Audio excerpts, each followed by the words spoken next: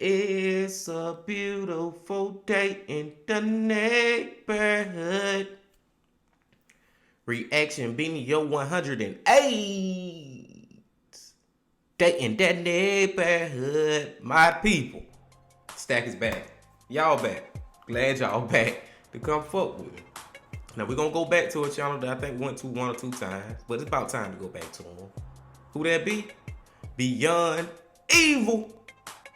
Going back to Beyond Evil, y'all. And the title of the story is The Bizarre Story of Tatsuya Ichihashi. Tatsuya Ichihashi. Tatsuya Ichihashi. I think I'm saying that shit right. I digress though. Now the reason that I want to get into this story is because when I'm looking at, different true crime YouTubers channel, a lot of them have covered this story. I never watched any of them, but I see that a lot of the famous YouTuber, crime storytelling people, whatever you want to call them, they cover this story. So we gonna watch how Beyond Evil illustrate this story to us. And another reason, bro, because I was gonna watch Beyond Evil video with y'all today, but the reason I wanted to watch this one because of the thumbnail that Beyond Evil had up. And I'm gonna post that thumbnail right now just so y'all can see it. Now y'all see what I'm saying, bro. That shit is crazy.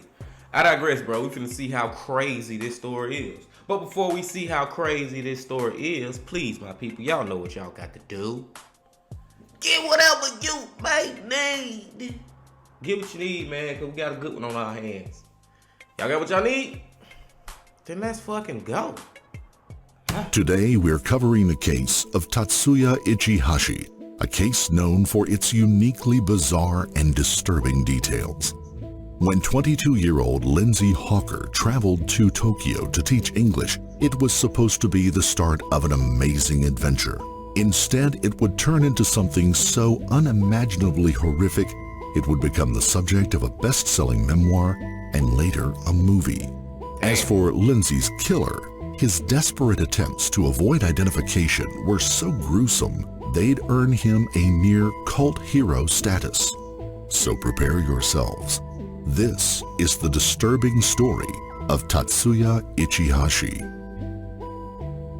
Before we start, we would like to send our heartfelt sympathies to the loved ones of Lindsay Ann Hawker, whose life was ended in such a savage and senseless way. Condolences. This story takes us to Tokyo, Japan, a megacity of 35 million inhabitants, famous for both the ultra-modern and the traditional. Home to anime, manga, electronic megastores, and more Michelin stars than London and Paris combined. Bro, I can't lie, bro. Like, Tokyo, one of them cities that I think, like, everybody want to experience one day, bro. Like, it's just the bright lights and how the shit looks so much futuristic. It looked like they in 3022. Okay, I might be exaggerating a little bit, but it looked like they so far in the future, bro, as far as just how the city look. Let's go. Tokyo is a 24-hour metropolis. Look at that shit, bro. That combines millennia-old traditions with futuristic technology. Neon-lit skyscrapers sit side by side to historic temples. It was to the Edogawa ward of Tokyo that 22-year-old Lindsay Hawker arrived in October 2007, ready to start her new job at the Tokyo branch of Nova, Japan's largest private English school. Lindsay was from a town near Coventry in Warwickshire, England, where she had grown up in a close-knit family with parents Bill and Julia and 2 sisters. Lindsay was known for her boundless enthusiasm for life. She was also bright and ambitious, graduating with a first-class honors degree in biology from the University of Leeds in the summer of 2007. After years of studying, Lindsay was ready for a change and made plans for a world trip with her boyfriend of 4 years, Ryan Garside. Lindsay would set off first, heading to Tokyo where she would teach English before her boyfriend would join her the following summer. Lindsay adapted fast to life on the other side of the globe. She made solid friends with her 2 roommates with whom she shared an apartment.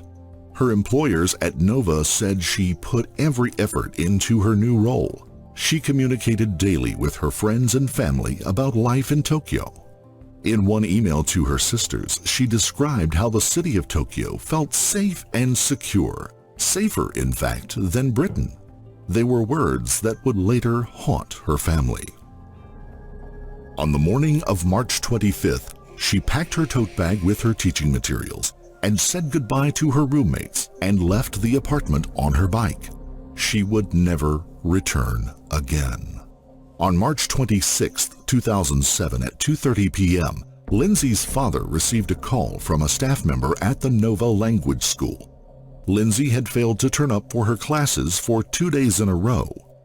Her roommates had already tried to contact police when Lindsay had failed to return home from work the previous evening, but the message had not been conveyed to the proper authorities within the department. Lindsay's family were distraught. Her father booked a flight to Tokyo for himself and Lindsay's boyfriend, Ryan. At Lindsay's apartment, officers tried to piece together Lindsay's last movements. Both her roommates and her boyfriend, Ryan, had vital information to share, and all of it created a clear and chilling picture. 6 days earlier, on March 20th, Lindsay had been traveling home on the train after drinks at a bar called Hippy Dippy Doo when a strange man approached her. He was several years older than her and claimed to be one of her students in her class. But Lindsay knew all of her students and he was not one of them. Lindsay had politely excused herself and exited the train at her station. She had almost arrived home on her bike when she suddenly spotted the man right behind her, jogging fast. He had tailed her all the way from the station and now pitched up on her doorstep. He asked again if she recognized him. Now, a little frightened, Lindsay repeated that she didn't. This time he explained that he wanted to go abroad to study and was desperate for an English tutor. He then asked her for a glass of water. Thinking he was simply enthusiastic and maybe a little eccentric, Lindsay invited him into her apartment where her... I feel like this what Lindsay fucked up at, bro. Man, that man ain't eccentric. He crazy. Why he chasing after you? You ride on the bike. Come on, man. That's a little... Come on, man. Damn, man. She fucked up right there. Roommates were both home. Inside, he sketched a picture of Lindsay and signed it with his name, Tatsuya Ichihashi, a phone number, and an email address. Officers now searched Lindsay's room where they located the sketch the man had given her. Lindsay, her roommates said, had agreed to meet the man in a cafe for an English lesson. They had warned her against it, but Lindsay could see no harm in it, and on March the 20th had set off to meet him at the Duotour Cafe. It was the last time they'd see her. Lindsay's last Facebook message was written on March 20th and had said, "Love you lots. Don't worry about the guy who chased me home. It's just crazy Japan. Miss you." Meanwhile, police had pulled grainy surveillance footage from the morning of the 25th of March 2007 at the Duotour Cafe near the station in East Tokyo. The footage captured Lindsay and the mysterious man named Ichihashi ordering drinks at the counter. Lindsay appears to feel awkward, repeatedly pushing her hair aside. The pair sit together at a table for 50 minutes while Lindsay gives him a language lesson. When it's time to leave, Ichihashi makes exaggerated gestures of searching and failing to find his money. Really? This video is kindly sponsored by Babbel, the form... Y'all go fuck with Babbel. But really, bro, man, I wish you would have just not been so gullible in this damn situation, bro. Let's get past Babbel. Get past Babbel. Babbel. Y'all go fuck with Babbel. Goddamn. Okay, let's go. Pair get up and leave and are seen getting into a taxi together. By 5:20 p.m. on the evening of March 26, 2 officers had located and arrived at Tatsuya's apartment in Ichikawa. The man who Lindsay had just gotten into a taxi with had, in fact, been watching her for months. 28-year-old Tatsuya Ichihashi lived alone in a 3-bedroom apartment bought for him by his parents in the Chiba Prefecture, a suburban town east of Tokyo. The son of 2 wealthy professionals, his mother was a dentist and his father a brain surgeon, Tatsuya hadn't inherited either his parents' ambition or academic ability. Under his parents' duress, he attended Chiba University and graduated with a major in horticulture in 2005. But he had never worked in the field of horticulture and had spent the past 2 years living off of his parents' monthly allowance. Tatsuya found himself a girlfriend during his time at college, but those who knew him described him as a loner, someone known in Japanese culture as a hikikomori, or someone who suffers extreme degrees of social isolation. He was obsessed with violent manga and for several years had been displaying some troubling behavior. 2 years earlier, he had assaulted a woman on a street while attempting to rob her. The woman had settled out of court with Tatsuya's parents. While at university, Tatsuya had been given a formal warning for stalking a woman. Oddly, his girlfriend later described their relationship as stable and serious. She would visit him several times during his early years in prison. She said Tatsuya was obsessed with physical fitness and would spend hours each day working out at the gym and regularly cycling 15 miles a day. By 2007, however, there were signs that Tatsuya's mental health was deteriorating. He reportedly told acquaintances that he felt he was becoming unstable, but it's not clear whether anyone urged him to seek help. Instead, it seems, he developed a fixation with a random stranger, the young British English language teacher Lindsay Hawker. According to police, Tatsuya had stalked Lindsay Hawker for several months before working up the courage to approach her on the train. He spotted the logo for the English language school on her tote bag and used it as an excuse to connect with her. Wow. He now used the excuse of having no money to lure her to his apartment in Ichikawa. It was a 5-minute drive away. Once outside, Lindsay asked the taxi driver to wait for her while she went in to collect the money. 7 minutes passed with no signs of Lindsay, and the taxi driver drove away. He was the last person, other than her killer, to see her alive. Once at Tatsuya's apartment, police waited outside for him to exit. They were not permitted by Japanese law to knock without proper cause. Knowing his previous allegations of stalking and robbery, they had called for backup. By 8 p.m., 9 officers had assembled on both the ground floor and outside of his 4th-floor apartment. 2 hours after the last officers arrived, Tatsuya burst out of his apartment and headed down the building's fire escape. He was barefoot and carrying a rucksack.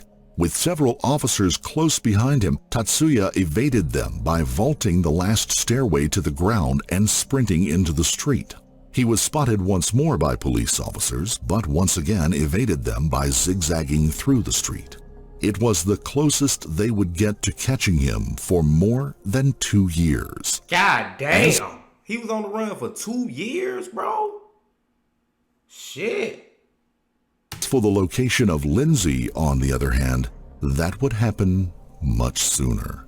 On Tatsuya's balcony, police noticed a bathtub had been freshly filled with a mix of sand and compost.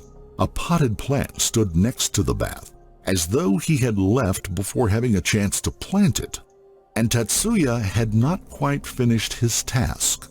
A small white hand protruded from the mixture in the bathtub. Man. Neighbors would later say they heard a heavy scraping sound the evening before, undoubtedly the sound of Tatsuya dragging his bathtub onto the balcony of his apartment. Police uncovered Lindsay's naked body from inside the bathtub. She had been gagged with a scarf, and her feet and hands had been bound with gardening ties. Bro, what the kind of logic is he using? So you gonna murder her, and the way you gonna dispose or get rid of her body, whatever, is to get your bathtub, take it outside on your balcony, and fill it up with dirt and put some flowers in it or some shit. Lord have mercy. Bruising across her upper body suggested she had endured a savage and prolonged attack. Both Lindsay and Tatsuya had been trained in martial arts. Lindsay had fought off her attacker bravely, but she was no match for Tatsuya in strength. Egg-sized bruises on the left side of her face suggested that she had been struck repeatedly with a fist, while lesser marks on her upper body were likely the result of collisions with furniture. She had been whipped and strangled so violently that the cartilage in her neck was broken. Her head had been shaved and her hair placed in a plastic bag. Her belongings were found strewn about the room. At 3 a.m. on March 27th, Lindsay's parents received the call no parent ever wants to receive. A body had been found. The trip they had booked to search for their daughter now became a journey to identify her remains. Her father, Bill, said that when he saw her, "I knew it was Lindsay because she was so tall and because she was my daughter, but she was so badly beaten. My life, my soul, just fell from beneath me." I know it did. Wanted posters containing images of Tatsuya now flooded Tokyo. Soon, 30,000 posters had been distributed nationwide. Some showed chilling pictures of Tatsuya in possible disguises, including the killer disguised as a woman. His images were broadcast across national and international news channels. Sightings of Tatsuya came pouring in from all over Japan. Multiple sightings placed him in Kabuki-cho, a red light district of Tokyo. Police investigated every lead, but he could not be located. Soon, there were rumors that he'd escaped the country or quietly killed himself. Days turned into weeks, and then months. By October 2008, 140 officers had been assigned to the investigation, but despite 8,000 reported sightings and widespread media coverage, police were no closer to finding Tatsuya. By the end of the year, the investigation was stalling. The desperate Hawker family launched a website appealing for information on Tatsuya Ichihashi's whereabouts. Tatsuya's parents, who had remained silent, now came under wrongful suspicion from the public. In response, his mother called a daytime television program and urged her son to give himself up. "It's Mom, Tatsuya," she said in an audio message. "Dad and Mom have decided to speak about our feelings, although we know you won't like this," she said before telling him to contact the police. Later, the couple appeared on television to apologize for their son's crime. In the lead up to the second anniversary, police printed out life-size cardboard cutouts of Tatsuya to try to raise awareness among the public. The Hawkers returned to Tokyo to plead for information on their daughter's killer. Police increased the reward for information leading to his arrest from 1 million yen to 10 million yen, or the equivalent of about $121,000. Damn. Meanwhile, a far sicker interest in the fugitive had been blossoming. Online fan clubs had begun popping up all over the internet, glorifying Tatsuya as an outlaw and a fugitive hero. He became known as Japan's most handsome criminal, nicknamed the Fugitive Sullen Prince and Lord Ichi, and even gaining popularity with young males. Blogs and support groups opened up, dedicated to the murderer. What no one knew, of course, was that the appearance of the man police had been hunting had changed quite significantly in the 2 years since they printed his face on wanted posters across. Bro, I gotta just say real quick, bro. That's so sick that people actually like supporting this dude and create online groups like cults supporting. You know what I'm saying? That shit is just fucked up, bro. Hell no. But you really got sick. This ain't the first time that happened. You really got people out here who support and get behind serial killers and almost look up to them, like groups of people, bro. Like a large following. I'll never understand it, man. But But this dude here crazy, man. And another thing real quick too. We can't say the police ain't looking for him, bro. They got $121,000 reward out for him. They trying to find him. They just can't fucking find him. Across Japan. According to an account he later published in a best-selling memoir, Tatsuya had initially wandered around Tokyo with no money or credit cards and no passport that would enable him to leave the country. He hid out among the tramps in the Flophouse district of the Ibukari prefecture northwest of Tokyo. It was only when he saw his face plastered across wanted posters that he realized the scale of the manhunt. He took to living his life as a fugitive, covering his face beneath a hat, wearing glasses, avoiding surveillance cameras, and constantly staying on the move. He didn't contact a single friend or family member. But as the nationwide manhunt gained momentum, he turned to more drastic attempts to disguise his identity. He needed to change his appearance, he realized, and took on that task himself. Using a box cutter, he sliced the moles off of his left cheek, markings that had struck him as particularly prominent in his wanted pictures.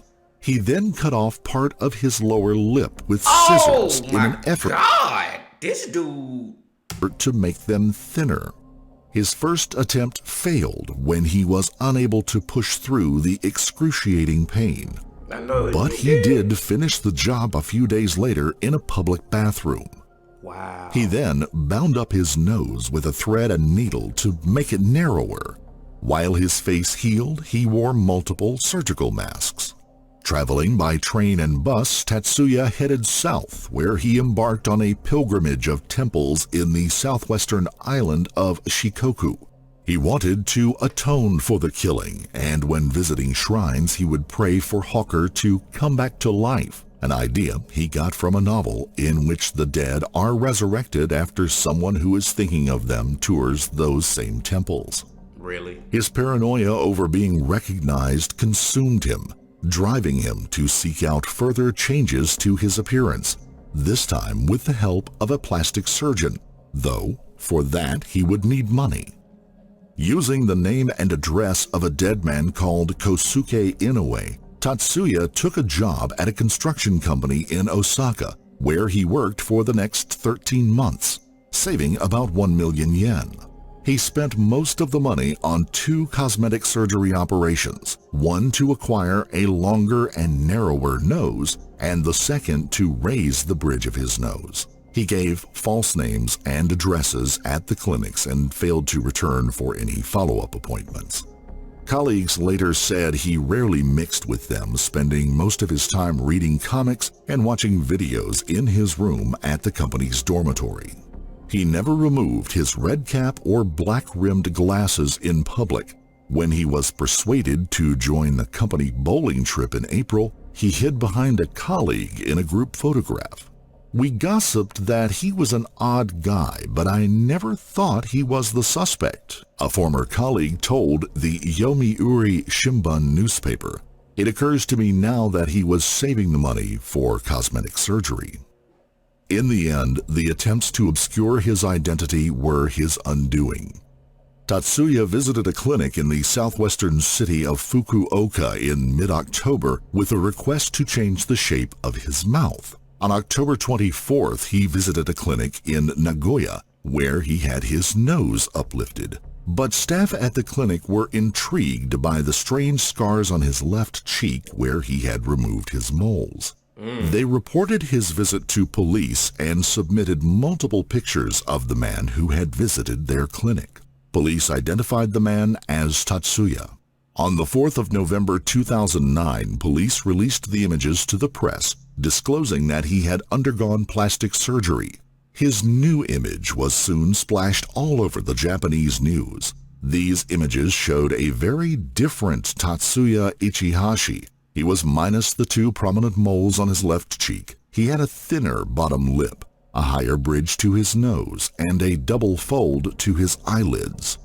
Just look at that shit, bro. Dude really was on some, I'm finna change my whole face up. I'm finna get a whole facelift. Like, he was really trying to do that shit, y'all. This shit different than other killers they'll change their identity as far as like change their name, moving from here and there, state to state or whatever, and keep changing their name. We done watch some video like that, but this dude took it to like a physical level. Like, I'm gonna change my appearance.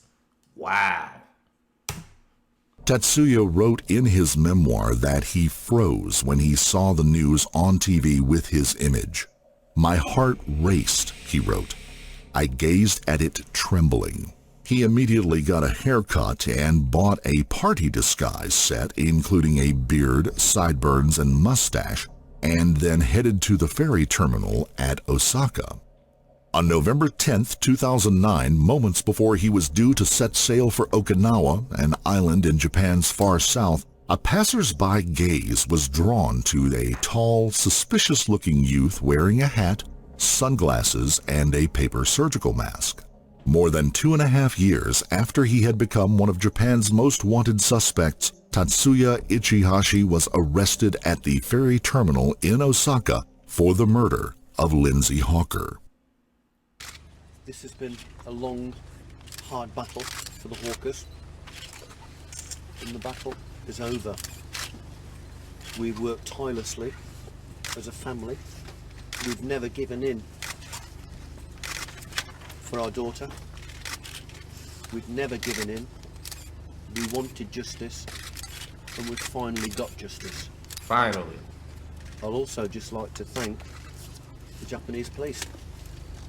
After a very bungled start to my daughter's murder, they've got their man. They've worked tirelessly, and they've eventually got the man. And the chief officer told me they would get the man sooner or later. We're just so relieved that this part of our life is over.